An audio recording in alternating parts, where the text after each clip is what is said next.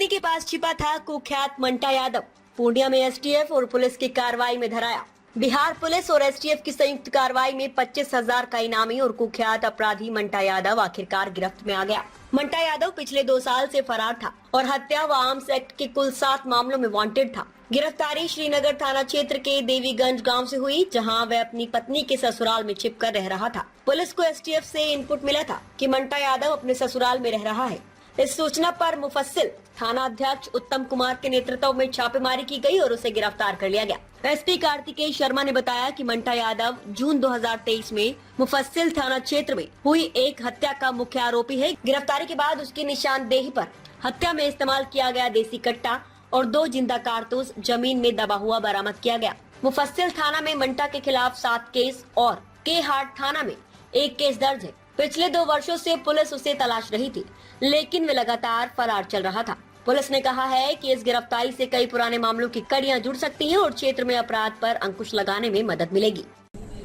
दूसरा मामला है जिसमें एक मंटा यादव है, ये भी जिला के टॉप 10 में शामिल थे। 25,000 का इनाम घोषित था।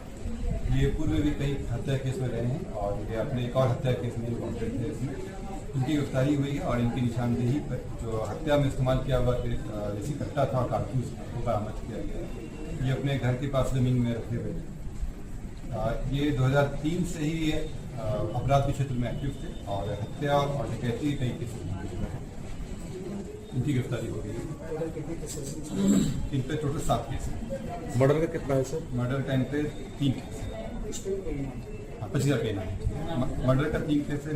मंटा यादव, पिता स्वर्गीय गोविंद यादव, ये हत्या केस। कहाँ का रहने वाला सर? मुफस्सिल दीवानगंज का सर। गिरफ्तारी श्रीनगर से। भाई की भी हत्या की? भाई उसी में मामला। और ये तीसरा मामला है।